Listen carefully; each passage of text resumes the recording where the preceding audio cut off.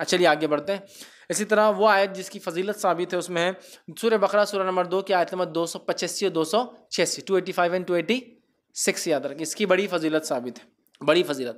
ایک فضیلت اس کی تو یہ ثابت ہے کہ نبی اکرم صلی اللہ علیہ وسلم جب آسمانی سفر آپ کو کرایا گیا جس کو ہم کیا کہتے ہیں معراج، تو معراج میں آپ کو جو تحفے ملے ان تحفوں میں سے ایک تحفہ تھا نماز 5 وقت کی، دوسرا تحفہ تھا یہ 2 آیتیں اللہ کے رسول صلی اللہ علیہ وسلم کو سیدھے دی گئی بغیر فرشتوں کے.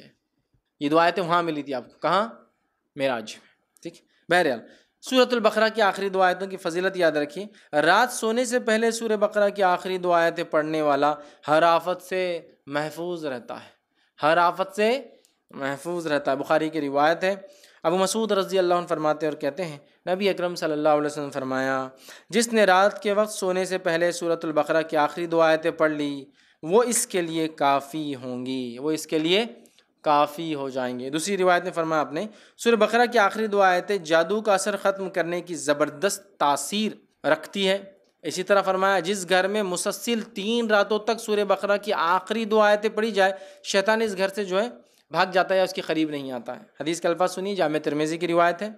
نعمان بن بشیر رضی اللہ عنہ فرماتے ہیں رسول اللہ صلی اللہ علیہ وسلم فرمایا اللہ تعالیٰ نے زمین و آسمان کی تخلیق سے 2000 سال پہلے ایک کتاب لکھی اور اس میں سے 2 آیت اتاری جس پر سورہ بقرہ ختم ہوتی ہے.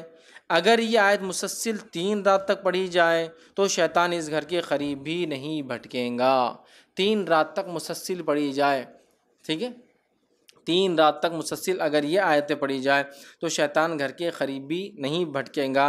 آمن الرسول بما انزل الیہ من ربہ والمؤمنون کل آمن باللہ وملائکتہ وکتبہ ورسلہ. بہرحال پورا اس کے بعد کا سلسلہ ہے اور اس کے بعد کی لا یکلف اللہ نفسا الا وسعہا، یہ 286 ہے. دونوں کو پڑھا جائے تو شیطان داخل نہیں ہوتا. 3 راتوں تک اگر مسلسل پڑھی جائے، رات پڑھ کر سوئے تو کافی ہو جاتی ہے اس کے لیے، یاد رکھیے، اس کی حفاظت کے لیے، تمام چیزوں کے لیے. اسی طرح جو ہے سورہ بقرہ کی آخری 2 آیتیں پڑھ کر اللہ تعالیٰ سے جو حاجت طلب کی جائے وہ پوری ہوتی ہے. سورہ بقرہ کی آخری 2 آیتیں تلاوت کر کے جو حاجت جو اللہ سے مانگا جائے پورا ہوتا ہے. مسلم کی روایت ہے، عبداللہ ابن عباس رضی اللہ عنہما اس کے راوی وہ کہتے ہیں کہ ایک روز جبرائیل علیہ السلام نبی اکرم صلی اللہ علیہ وسلم کے پاس بیٹھے ہوئے تھے کہ انہوں نے اوپر سے دروازہ کھلنے کی آواز سنی. اپنا سر اٹھایا اور نبی اکرم صلی اللہ علیہ وسلم کو بتایا کہ یہ آسمانوں کے دروازوں میں سے ایک ایسا دروازہ ہے جو آج سے پہلے کبھی نہیں کھلا. اس سے ایک فرشتہ نازل ہوا ہے جو آج سے پہلے زمین پر کبھی نازل نہیں ہوا. اس نے آپ صلی اللہ علیہ وسلم کی خدمت میں سلام عرض کیا ہے اور کہا ہے آپ صلی اللہ علیہ وسلم کو 2 نور مبارک ہو، 2 نور مبارک ہو. یہ خوشخبری دی اس نے.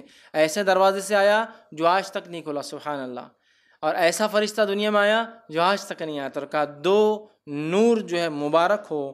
آپ صلی اللہ علیہ وسلم سے پہلے یہ نور کسی نبی کو عطا نہیں کیے گئے، یہ 2 روشنیاں کسی کو عطا نہیں کی گئی. پہلا سورۃ الفاتحہ، یہ ایک ایسا نور ہے جو سورت کسی کو نہیں ملے، اس سے پہلے کوئی نبی کسی امت کو نہیں ملی.